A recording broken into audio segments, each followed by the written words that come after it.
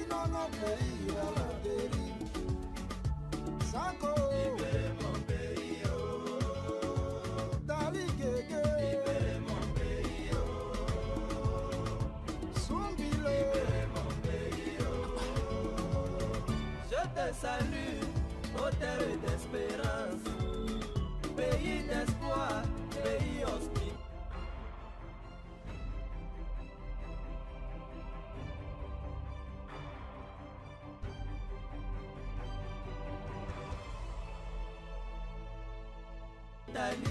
Si tu comprends pas français, ça veut pas dire hôpital.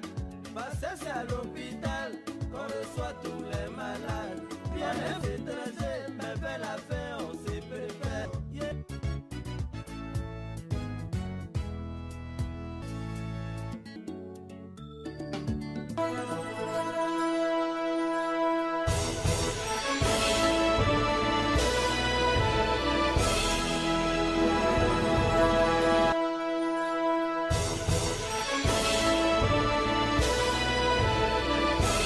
Mesdames et messieurs, bonsoir et bienvenue sur London Ivoire TV. Notre journal Afrique d'aujourd'hui parlera du PDCI, du FPI, du COGEP et du GPS. Nous parlerons aussi de la plateforme de l'opposition pour l'unité nationale.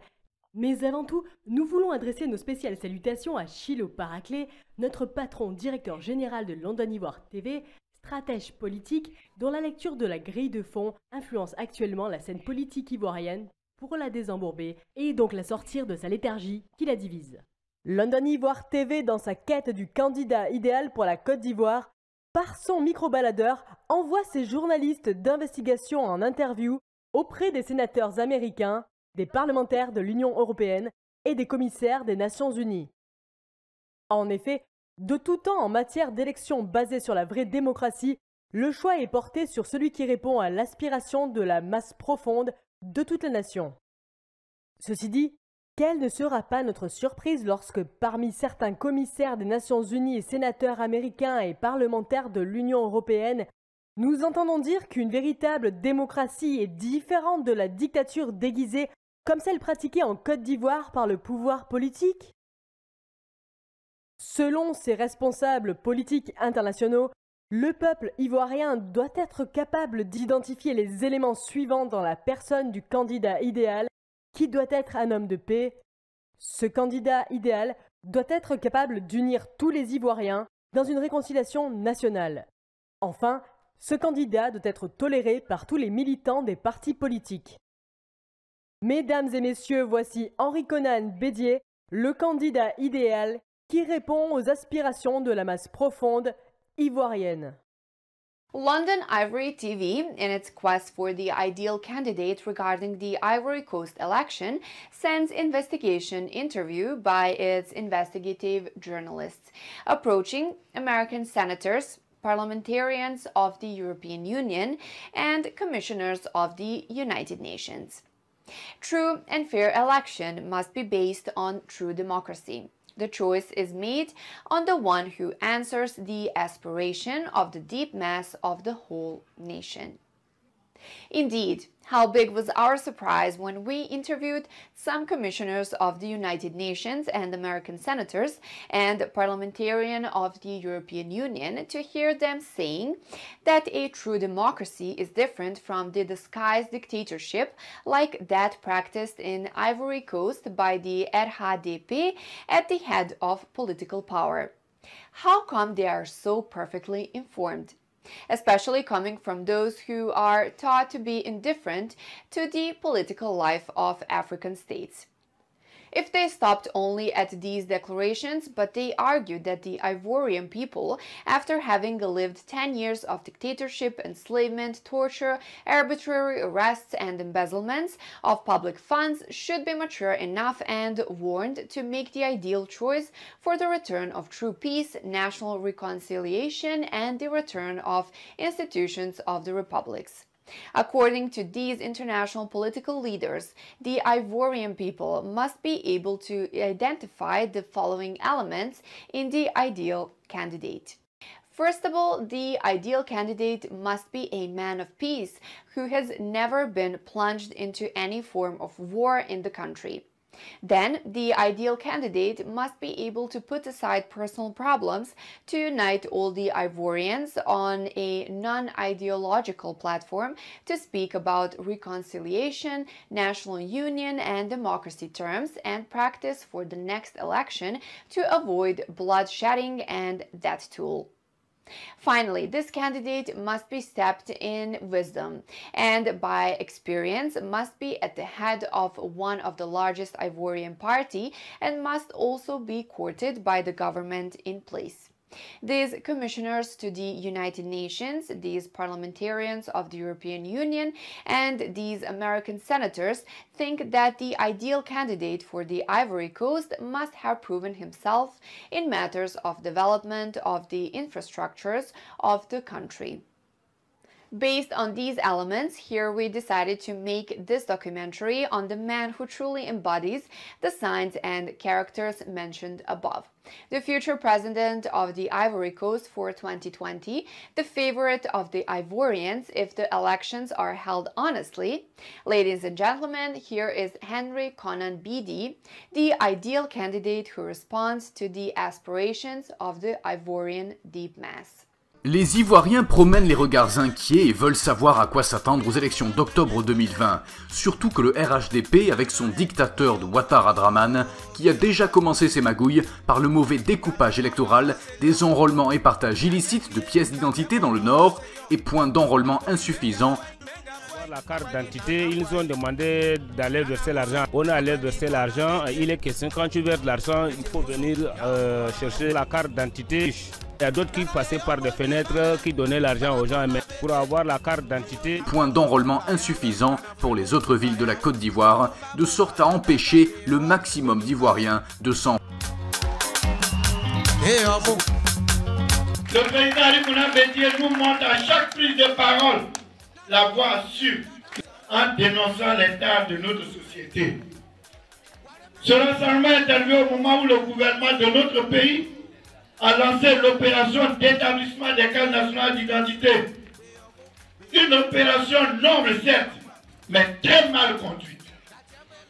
La phase pilote de cette opération, qui s'est déroulée pendant 2 mois, décembre, janvier et mi-février, n'a permis que de satisfaire 37% de ceux qui ont payé pour avoir leur carte nationale d'identité. Sans analyser les causes de cet échec, sans analyser les causes de cet échec et de réorienter l'opération elle-même, le gouvernement pressé, on ne sait pas où ils s'en vont, a lancé le déploiement des équipes. Que de plaintes, que de failles, l'exclusion du monde rural. C'est-à-dire que tous ceux qui habitent dans nos villages ne comptent pas pour le gouvernement Ouattara. Parce que là-bas, on n'a pas Internet. Or, il faut avoir Internet pour avoir carte d'identité. Donc les paysans sont exclus. Or, les paysans, c'est 55% de la population de Côte d'Ivoire. Les parles fréquentes des machines, les machines qu'ils ont prises, un technicien nous a dit, toutes les heures, ça fait depuis on réinitialise. Donc quand il y a une heure qui passe, on ne fait pas rentrer là. C'est pas espèce de parce qu'ils sont en train de refaire la machine pour qu'elle recommence. Donc elle ne peut pas faire plus de 40 personnes par jour. Voilà, c'est ça. Elle ne peut pas faire beaucoup. On a vendu une mauvaise machine. On a fait une mauvaise opération. L'incapacité du matériel a fait beaucoup de cas. Le coût très élevé du thème, 5 000 francs. L'insuffisance du nombre de sites d'enrôlement. L'insuffisance du personnel. Disons-le tout net, leur affaire, là, ça ne marche pas. Il faut rechercher, trouver des solutions pour une opération équitable pour tous. Dès que le système mis en place est incapable de permettre à tous les ayants droit de disposer de leur carte nationale d'identité, afin d'accomplir leurs actes de la vie civile et administrative, et puis participer aux élections. C'est pour ça que Bédié a dit ça l'an dernier, parce qu'il était au courant de cette affaire. Et Bédié qui est très au courant et qui sait tout, parce que c'est un homme d'expérience, il a dit quoi? Donner les cartes d'identité gratuitement. Il n'a pas dit ça comme ça en sortant de la maison de Daoukra. Il sait pourquoi il a dit ça. En avril 2018, le gouvernement a négocié avec la Banque mondiale pour faire la carte d'identité et on a eu 30 milliards de francs CFA. Donc le président dit, donner gratuitement. Le président Bédié a demandé la gratuité à cause de la pauvreté grandissante dans notre pays. Le président, un homme sage expérimenté, a eu raison. Parce que qu'est-ce qu'on observe aujourd'hui? Tous les ministres, les DG, les PCA, les présidents d'institutions, les directeurs centraux, qui sont tous RDR, RADP, à cause de la politique de rattrapage ethnique et du taboulet.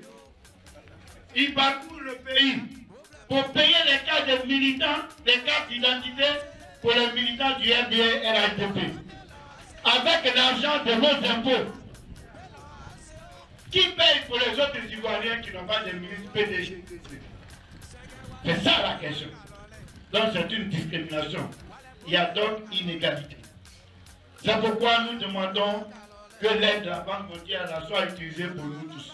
Côte d'Ivoire TV, dans sa quête du candidat idéal pour la Côte d'Ivoire, par son micro-baladeur, envoie ses journalistes d'investigation en interview, approcher des sénateurs américains, des parlementaires de l'Union européenne et des commissaires des Nations Unies. Car de tout temps, en matière d'élections basées sur la vraie démocratie, le choix est porté sur celui qui répond à l'aspiration de la masse profonde de toute la nation. En effet, quelle ne sera pas notre surprise lorsque nous avons présenté notre micro-baladeur parmi certains commissaires des Nations Unies et sénateurs américains et parlementaires de l'Union européenne de nous entendre dire qu'une véritable démocratie est différente de la dictature déguisée comme celle pratiquée en Côte d'Ivoire par le RHDP à la tête du pouvoir politique. Voici pourquoi nous avons décidé de faire ce documentaire sur l'homme qui incarne véritablement les signes de la paix, de l'union nationale et veut développer son pays pour sortir tous les tissus sociaux de la misère actuelle. Le futur président de la Côte d'Ivoire pour 2020, le favori des Ivoiriens si les élections se déroulent honnêtement, mesdames et messieurs, voici Henri Konan Bédié, le candidat idéal qui répond aux aspirations de la masse profonde ivoirienne.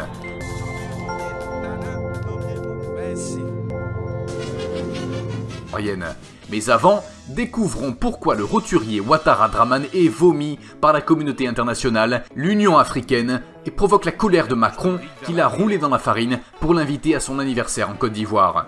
Dans sa volonté d'éliminer coûte que coûte le candidat Soro Guillaume, dont l'électorat fait figure de majorité dans le Nord et dont la candidature couperait la poire en deux en matière d'élection au Nord, ce qui briserait l'équation de la victoire au premier tour de Dramane Ouattara. Donc il faut vaille que vaille éliminer Soro par une invention de putsch à lui mettre sur le dos, le faire arrêter, emprisonner ses proches parents, des parlementaires acquis à sa cause qui jouissaient encore de l'immunité diplomatique. Malheureusement pour Ouattara, sa volonté de maintenir Soro hors de la Côte d'Ivoire a joué en faveur de Kik Bafouri, le Tiénik Banani, et l'a fait passer pour un martyr aux yeux de la communauté internationale. Aussi, cela a permis à Soro d'affûter son carnet d'adresses diplomatiques et d'obtenir le soutien des forces diplomatiques françaises.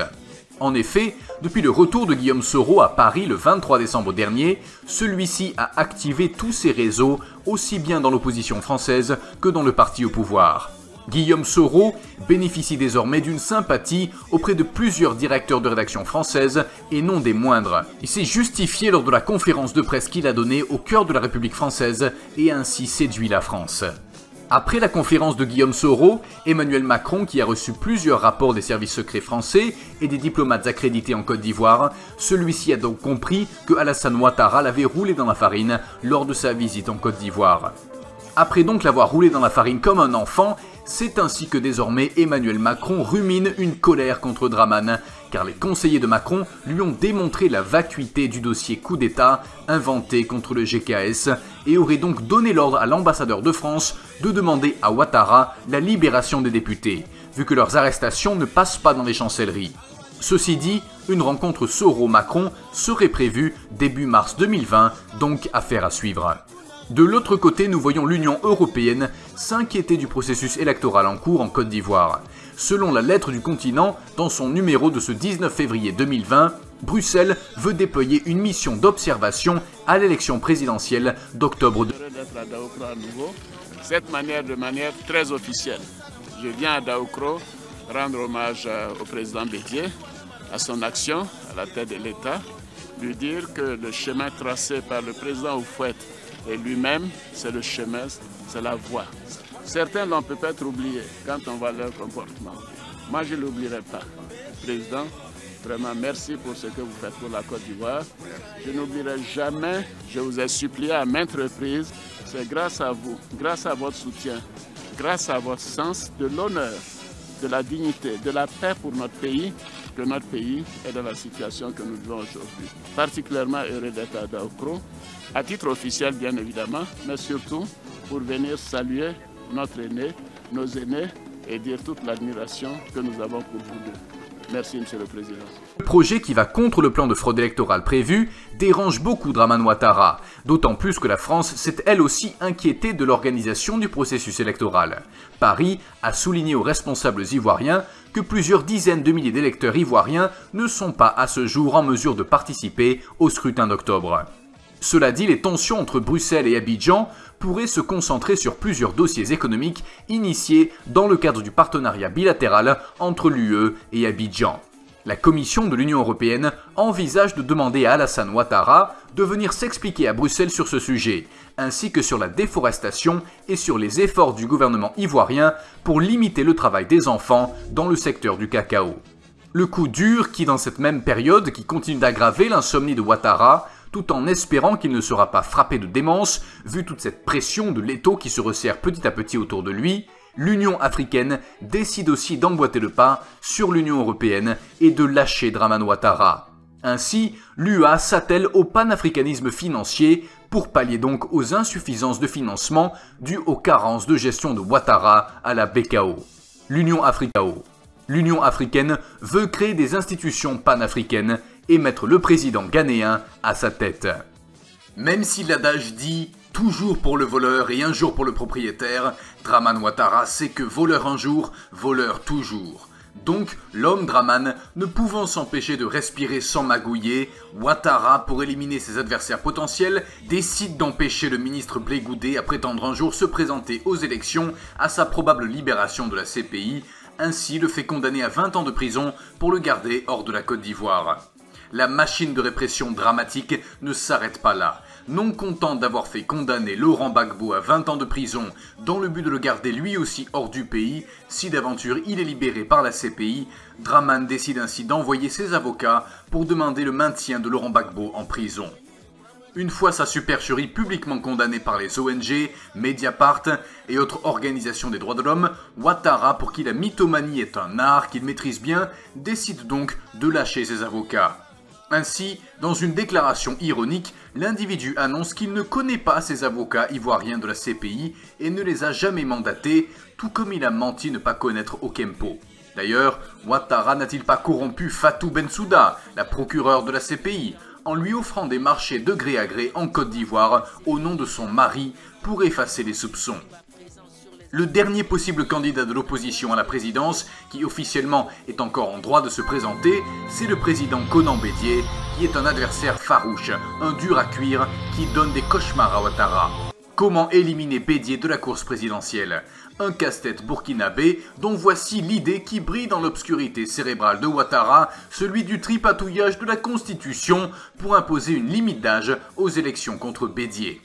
En effet, dans le but de protéger ses arrières, de par la fraude électorale qui est en prévision par le maintien de la commission électorale indépendante, Dramane insiste que cette CEI, acquise à sa cause, dont il a fait nommer dernièrement le nouveau président, afin de valider ses manigances machiavéliques frauduleuses sur les élections 2020, cette CEI est contestée par l'opposition entière. Même si cela risque d'embraser la stabilité et la paix sociale en Côte d'Ivoire pour une guerre civile, cela ne risquerait pas de déranger Dominique Ouattara, qui aurait déclaré que même s'il faut marcher sur les cadavres d'1 million d'Ivoiriens pour prendre le pouvoir, nous le ferons.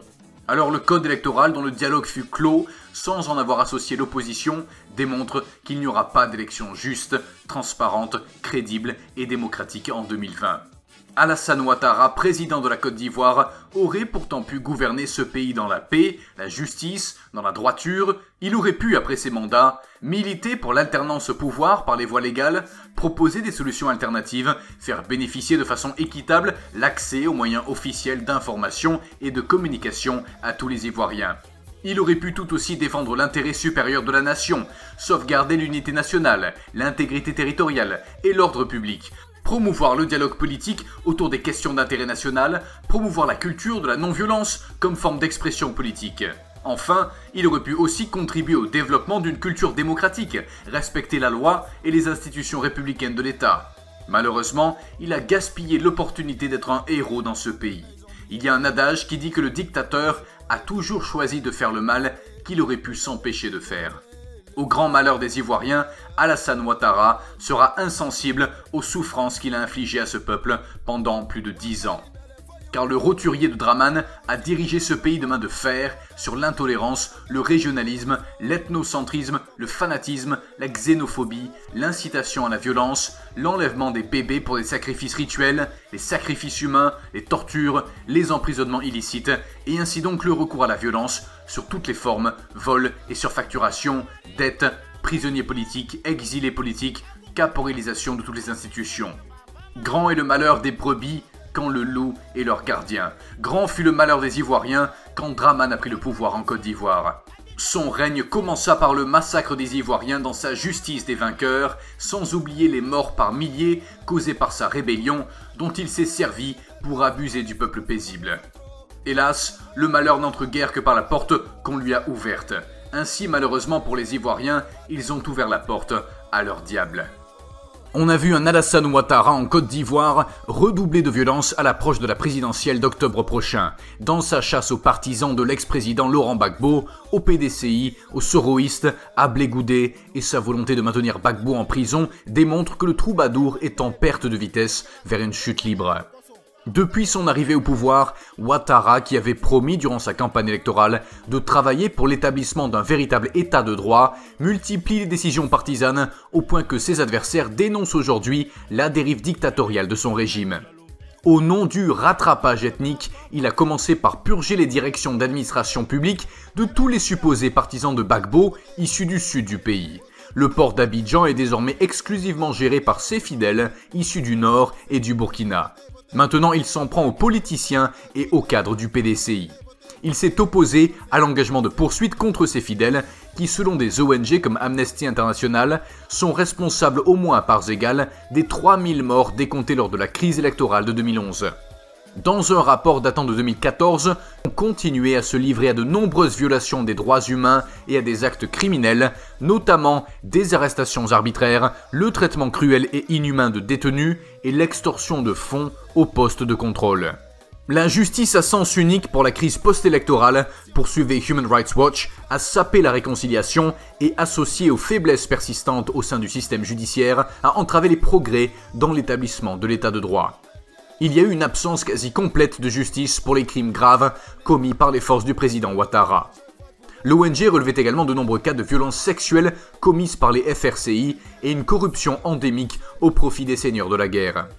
On se souvient du prétendu désarmement de plusieurs milliers de combattants, chasseurs traditionnels d'Ozo ou aventuriers venus de pays voisins appelés à la rescousse en 2011 pour s'opposer à l'armée fidèle à Gbagbo, n'est toujours pas effectif et ces miliciens continuent à semer la terreur dans les villages. Un dossier de la lettre du continent dévoilait il y a déjà quelques années la dérive clanique et clientéliste scandaleuse d'Alassane Dramane Ouattara à la tête de l'État de Côte d'Ivoire. Une série de faits qui vient démentir et démolir la façade du technocrate bien policé que l'actuel président ivoirien s'était inventé quand il était opposant politique, image d'un soi-disant docteur en économie dans un pays anglophone avec un niveau d'anglais élevé de classe de 6e version Candia Camara. Sur RMC mercredi matin, le politologue et chercheur au Centre d'études sur les conflits, Michel Galli, auteur de Guerre nomade et Société ouest-africaine, dressait un portrait du président ivoirien. Ouattara, ce mythomane à plusieurs facettes, aussi celui qui depuis 1999 et 2002, selon les aveux de Soro Guillaume, a été derrière la rébellion qui tenait les 2/3 de la Côte d'Ivoire et qui est arrivé au pouvoir par les armes avec le massacre de Douekoué, une petite ville dans l'ouest où ses troupes ont massacré 1 millier de personnes selon Caritas et d'autres ONG. Ouattara est en effet arrivé en Côte d'Ivoire par la grâce de Félix Houphouët-Boigny. À la mort de ce dernier, il a gouverné le pays et réprimé des manifestations de façon très violente.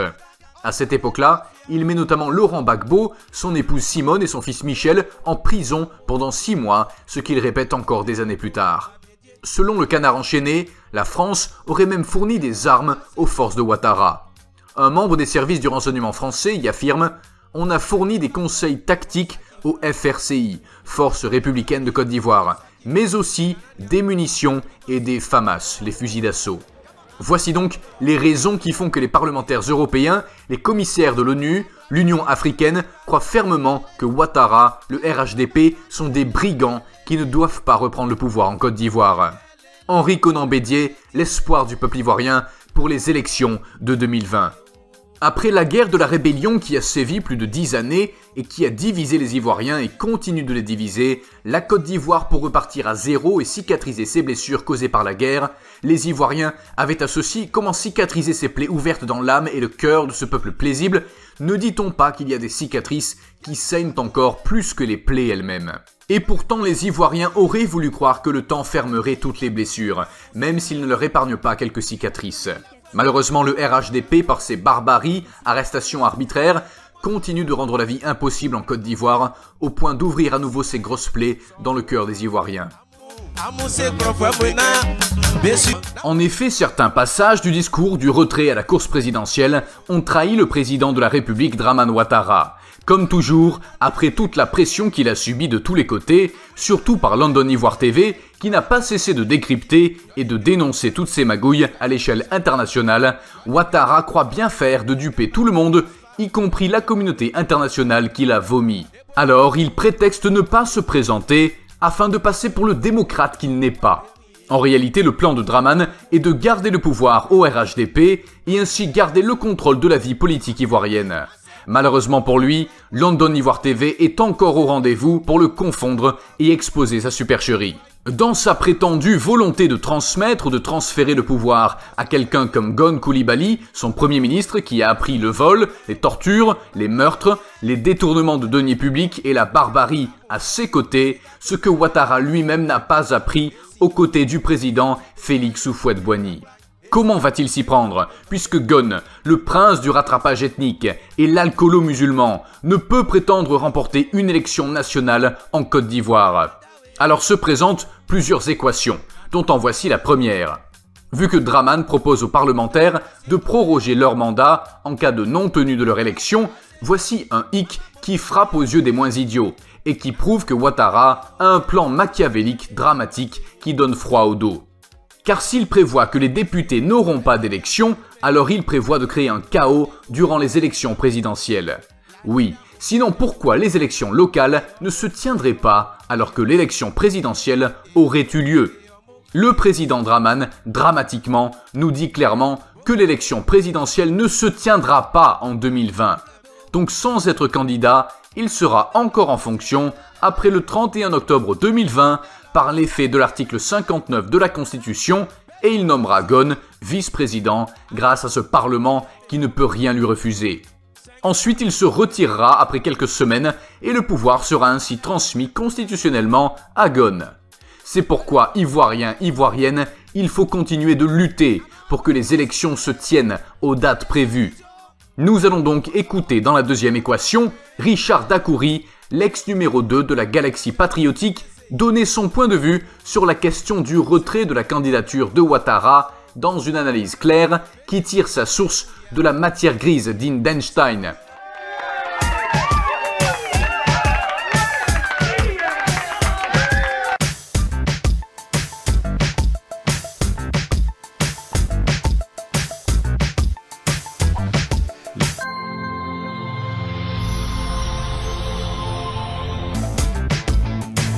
Camarades patriotes ivoiriens, camarades panafricains, amis de la Côte d'Ivoire et de l'Afrique, recevez mes salutations les plus fraternelles. Je suis Richard Dacoury et je veux aujourd'hui aborder un sujet qui est d'actualité. Il s'agit bien entendu de la déclaration du chef de l'État devant le Parlement ivoirien, devant la communauté nationale et internationale. Eh bien, dans l'enveloppe de son adresse, je retiens 4 points essentiels qui sont imbriqués et qui sont liés au processus électoral. Il s'agit de la candidature du chef de l'État en premier point, en deuxième point de la modification de la Constitution, en troisième point de la passation du pouvoir à une nouvelle génération et en quatrième point de la passation historique des charges entre un président sortant et un président élu. Alors, pour le premier point relatif à sa candidature, le chef de l'État a dit en substance qu'il ne ferait pas acte de candidature pour les élections présidentielles d'octobre 2020. Eh bien, cette annonce a été perçue par certains observateurs comme un non-événement. Et ils n'ont pas tort, parce que dans une véritable démocratie, où les libertés fondamentales sont respectées, où les libertés collectives et individuelles sont consacrées et sacralisées, une telle annonce n'aurait pas eu son sens. Mais si on tient compte du contexte africain et singulièrement du contexte ivoirien, nous pouvons quand même dire que c'est un événement dans la mesure où nous avons été tous surpris. Et vous vous souvenez très bien tout le vuvuzèlement qui a eu lieu autour de la candidature d'Assane Ouattara. J'y vais, je n'y vais pas, j'y vais, je n'y vais pas. Donc tout ce ping-pong nous a épuisés et aujourd'hui c'est avec une grosse surprise qu'il nous annonce son retrait. Alors ce acte est à saluer mais n'est pas à féliciter. Et je vais dire les raisons pour lesquelles je ne le félicite pas. Je note que la décision du chef de l'État de ne pas candidater pour les prochaines élections présidentielles d'octobre 2020 a été faite avec une ferme assurance et une sérénité. Et je suis convaincu qu'il a l'accord des membres les plus influents du RHDP. Eh bien, cette ferme assurance de ne pas candidater relève d'une véritable stratégie qui a été bien orchestrée, bien organisée. Et cette stratégie puise sa source dans la phraséologie, je dirais, dans ce triptyque verbal prononcé à l'occasion d'un meeting par le ministre Ahmed Bakayoko où il disait, je le cite, « Tout est bouclé, tout est calé et tout est géré ». En effet, tous les ingrédients de la manipulation et de la tricherie sont aujourd'hui organisés. Le processus électoral est totalement verrouillé et j'en veux pour preuve la composition de la commission électorale dite indépendante. Cette commission est totalement déséquilibrée parce que vous remarquerez avec moi que le RHDP est majoritaire dans ces commissions. Au niveau des commissions locales, eh bien, le RHDP est représenté à hauteur de 98%. Comment peut-on organiser des élections justes, libres et transparentes avec une telle commission? Eh bien, Ouattara peut partir en paix. Et son départ n'est pas la fin du système. Et c'est à juste titre que pour prolonger le système, il décide de passer la main à Amadou Gon Coulibaly, qui serait de la nouvelle génération. Si Amadou Gon est de la nouvelle génération, il y a véritablement de quoi s'inquiéter pour l'avenir de la Côte d'Ivoire et de l'appréciation définitionnelle qu'on fait de nouvelle génération. Pour ma part, je suis convaincu que Amadou Gon Coulibaly n'est pas de la nouvelle génération. Bref, si c'est un souhait, et bien que cela reste dans le domaine du souhait, mais il ne faut pas faire un principe. Il faut qu'on respecte la Constitution et que le peuple s'exprime et le peuple décide de conférer sa souveraineté à un chef qui peut porter le dossard valablement de notre pays au plan international. Ensuite, ce que je note dans le corps de la déclaration du chef de l'État, c'est qu'il voudrait faire une passation de charge historique entre un président sortant et un président nouvellement élu. Il est vrai que la Côte d'Ivoire n'a jamais vécu un tel événement majeur. Mais pour que cet événement soit frappé du sceau de la noblesse des faits historiques, il y a des conditions qui sont posées. Il faudrait que les élections soient organisées dans des conditions de transparence totale. Il faudrait permettre que les Ivoiriens soient tous identifiés et qu'on puisse leur distribuer gratuitement la pièce nationale d'identité. Faire en sorte que le président Laurent Gbagbo, le Michel Bleu puisse rentrer et l'ex-président du Parlement ivoirien puisse rentrer pour déposer leur candidature et qu'au sortir de ces élections présidentielles, que le vainqueur soit véritablement le vainqueur et reconnu de tous. C'est à partir de ce moment alors que la passation de charges pourrait être historique. Ce n'est pas quand il va passer en force et passer le pouvoir à Amadou Gon Coulibaly qu'il rentrerait dans l'histoire. Je dis non. Eh bien, on peut rentrer dans l'histoire par effraction et y entrer par la grande porte. Mais ce sont les actes que nous posons qui laissent des traces indélébiles et qui constituent des éléments de pédagogie, des éléments de transformation de la société et des éléments de référence qui nous permettent d'y entrer véritablement avec tous les honneurs. Voilà ce que je voulais dire sur cette question. Donc, je demande au chef de l'État de revoir la structure de sa démarche politique pour nous conduire véritablement dans une élection juste, libre et transparente et faire en sorte que cette investiture puisse être revêtue du caractère véritablement historique. Ce dernier point est relatif à la modification de la Constitution. Désormais, le président de la République va nommer le vice-président. Il met alors fin au ticket présidentiel. Le vice-président ne pourra plus bénéficier de l'onction populaire. Je m'interroge alors sur la légitimité du vice-président en cas de vacance du pouvoir. Mais cette question étant purement technique, je l'aborderai dans mes prochaines éditions. Pour l'heure, ce qui a attiré mon attention, c'est la prorogation du mandat des parlementaires si les élections ne sont pas organisées en décembre 2020. Je suis convaincu que le RHDP a déjà préparé le scénario catastrophe parce que les élections présidentielles, ayant été verrouillées, les Ivoiriens vont contester et protester. Et comme ils le savent, alors ils préfèrent proroger le mandat des parlementaires pour pouvoir gérer cette situation. C'est pour cela que je dis que les élections ne seront pas crédibles et Ouattara ne pourra pas rentrer dans l'histoire de la Côte d'Ivoire. Et enfin, la troisième équation s'agit d'une autre analyse qui dit qu'il y aurait un plan conçu et imposé à Ado par le système Macron où Thiam serait nommé Premier ministre avec plein pouvoir, Ghone vice-président, Ado démissionnerait avant les élections, Ghone assurerait l'intérim, si possible même une transition. Et pour ce faire, ils feront tout pour ne pas que les élections se tiennent aux dates prévues, d'où la prorogation du mandat des députés par anticipation, entre autres. Et à la fin, Thiam pourrait être le candidat du RHDP, voire même Thiam pourrait être imposé à la Côte d'Ivoire de force. Est-ce donc la raison qui l'a poussé à démissionner d'un CEO poste? Le principal hic qui fait encore réfléchir les concepteurs du plan, c'est la position actuelle du PDCI, sinon de Bédié, le seul candidat qui est en accord avec toute la Côte d'Ivoire et qui fait actuellement la majorité électorale. Cela dit, si les militants de Soro et de la coalition de l'opposition créée par Bédié devaient se rallier à lui, puisque Soro, Gbagbo et Blé Goudé tombent sous les sanctions de la justice ivoirienne pour les écarter de la course, certains condamnés à 20 et pour d'autres interdiction de mettre les pieds en Côte d'Ivoire sous condition d'être arrêtés, torturés, violés, alors il ne reste plus que le sphinx de Daoukro, libre de ses mouvements, ce qui met tout le plan à l'eau. Ainsi donc, il faut absolument convaincre Bédié que Thiam est un pur produit du PDCI.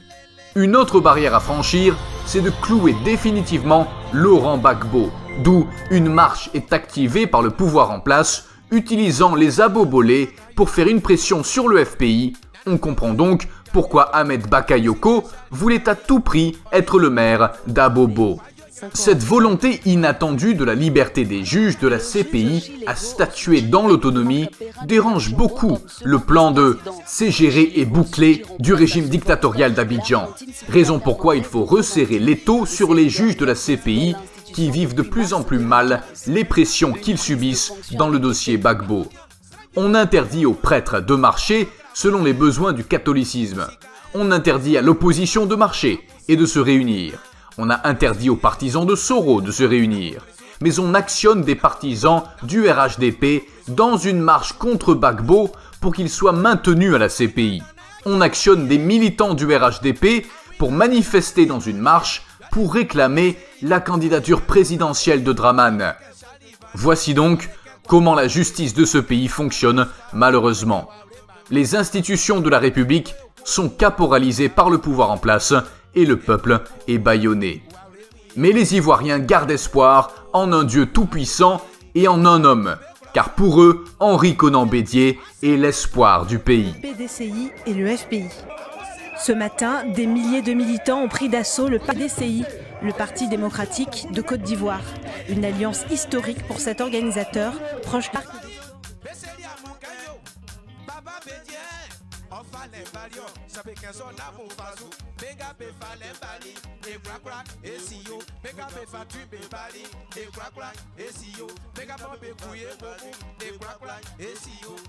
Non content d'avoir opposé les Ivoiriens entre eux pour se regarder en chien de faïence, face donc à ces blessures qui ne peuvent cicatriser, réunir donc les différents partis politiques autour d'une table, les réconcilier pour les mettre d'accord au sein d'un groupement politique était un must, un devoir de citoyen, une raison d'État. À cela découle d'une panoplie de challenges qu'il faut vaincre. Et le président Bédié les a vaincus pour réussir à mettre ensemble dans une coalition tous les partis d'opposition, appelée la Coalition pour la démocratie, la paix et la réconciliation.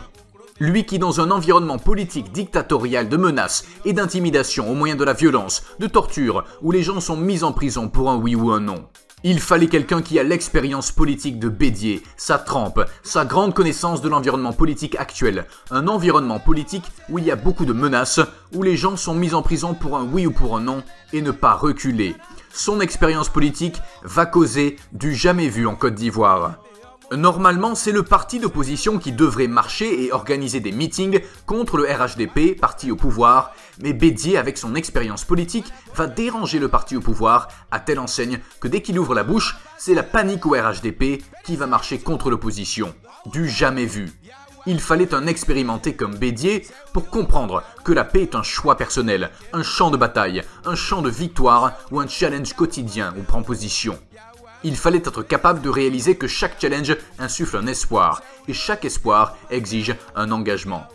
Il fallait aussi être capable de comprendre que la liberté de chacun est un droit, et malgré tout un éternel challenge à relever, donc aux grandes âmes. En 2020, une convention nationale du PDCI-RDA se tiendra pour désigner le candidat du PDCI RDA à cette élection présidentielle de 2020. Je dis que c'est la convention du PDCI qui désignera le candidat. Il se pourrait que ce ne soit pas moi. Il se pourrait que ce soit moi.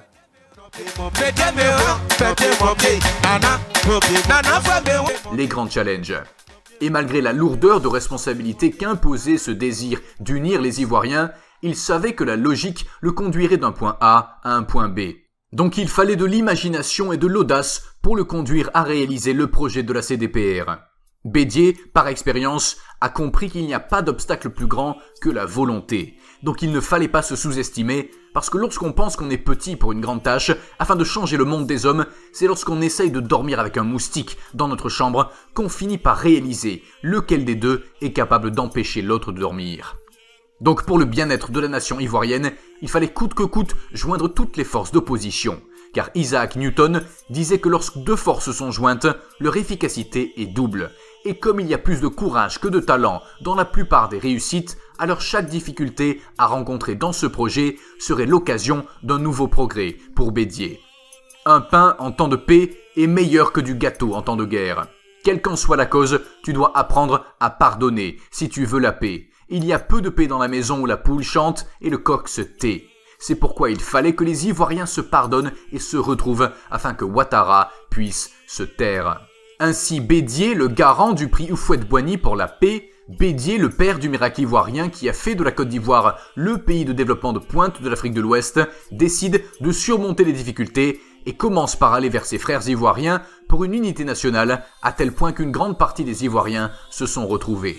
Ce soir, nous parlerons du développement de la Côte d'Ivoire, du miracle ivoirien, de celui qu'elle a rendu possible.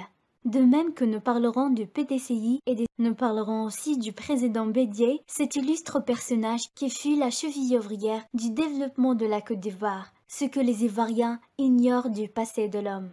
Lui, l'axe central de tous les projets d'urbanisation, de confiance du président Houphouët aux années 66 à 72, alors ministre de l'économie et des finances. Mesdames et messieurs, suivons ensemble ce documentaire. Ladies and gentlemen, dear followers, good evening and welcome on London Eva TV China. Special greeting to Shilo, the TV chairman. Henry Konan Bédié, the Ivorian man of peace and the PDCE, the platform of opposition leaders, seems to be the best option to the Ivorian in 2020 election. La Côte d'Ivoire sans Bédié est perdue. En effet, tout comme la biche soupire auprès d'une source d'eau, les Ivoiriens soupirent pour le retour de la paix et la réconciliation nationale. C'est pourquoi ils gardent les yeux fixés vers Bédié, celui qui incarne au mieux les intérêts du peuple ivoirien. Ce digne héritier de Nana Houphouët-Boigny, homme de vision rempli de sagesse. Les militants du PDCI-RDA et tous les sympathisants du parti qui aspirent à la paix seront situés sur le candidat qui va porter les couleurs de leur parti à la présidentielle de 2020 au cours d'une convention qui se tiendra du 12 au 14 juin 2020. La date du vendredi 12 au dimanche 14 juin 2020 a été proposée pour la convention nationale qui se déroulera à Abidjan, selon Hendrik Ouadio Narcisse, porte-parole du parti, qui a lu le communiqué final de la 12e réunion des membres du bureau politique le jeudi 19 décembre à la maison du PDCI-RDA à Cocody. Le PDCI-RDA, expérience et sagesse pour le changement de la gouvernance et la reconstruction d'une Côte d'Ivoire réconciliée, unie et prospère. Tel est le thème de cette rencontre qui verra la participation, en plus des membres statutaires, de 100 délégués du conseil régional par région et ceux des structures spécialisées des jeunes et des femmes, a précisé en outre le porte-parole. La convention nationale sera précédée de conventions régionales locales qui se dérouleront le vendredi 6 juin 2020, a également indiqué Hendrikou Adjo-Narcisse.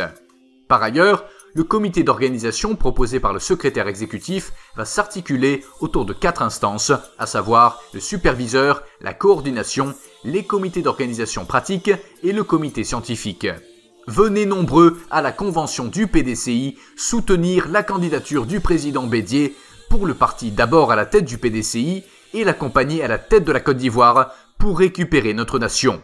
Ensemble, qui a été dernièrement victime des malversations du régime de Dramane Ouattara au cours des dernières élections, est la seule formation politique qui fera plier l'échine à Ouattara et lui fera mordre la poussière, selon Chilo, le président de London Ivoire TV. Malgré les malversations de Dramane Ouattara aux dernières élections à Côte d'Ivoire, le président du PDCI-RDA, M. Aimé-Henri Konan Bédié, adepte de la paix, n'a jamais incité ses partisans ni à la haine, ni à la violence. En 2020, nous avons toujours dit que c'est la convention du parti qui désignera le candidat du PDCI-RDA. Ivoiriens, Ivoiriens, Ivoiriennes, tous ensemble, comme un seul peuple, levons-nous et reprenons la destinée de notre patrie. Il faut sauver notre pays et chasser l'imposteur loin de chez nous. C'est une raison d'État. Viens inscrire ton nom dans l'histoire de ton pays. Merci chers téléspectateurs pour votre attention. Spéciale salutation au groupe de travail Attaque et Défense pour Bédié, sans oublier le groupe de travail Bédié ou Rien. Ces groupes font un travail de sensibilisation et d'information excellent sur le terrain. Spéciale salutation à Éveilleurs de Conscience, à Nestor Kofi, Le Rougeant, Achille Dubois, Djéné Bouzongo, les tours de contrôle qui sensibilisent et galvanisent la jeunesse ivoirienne dans une formation politique de proximité. Salutations spéciales au ministre Jean-Louis Billon. Merci de nous avoir suivis. À bientôt pour un nouveau Journal Afrique.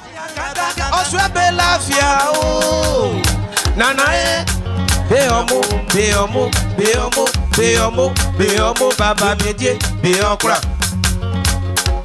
I've had this problem. Big problem. I really need a good place to learn about Africa.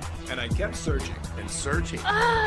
There are so many choices. It's really hard to find one that has all the things on my list. But I finally did it. Yes, yes, yes. Thank you. If you are looking for one as well, look no further. Here's a really good one. Just use mine. Use mine. I'm very satisfied. Definitely recommend. Problem gone.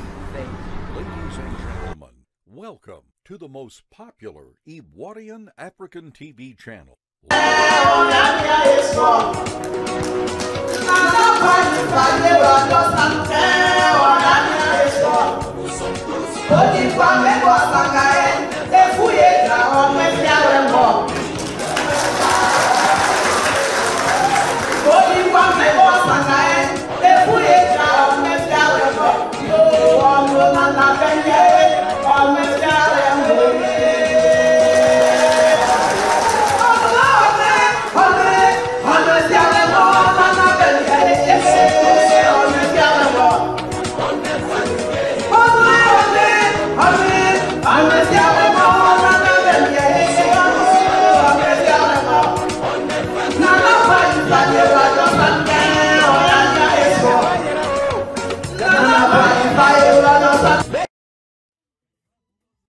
Bienvenue sur London Ivoire TV, la télé du peuple.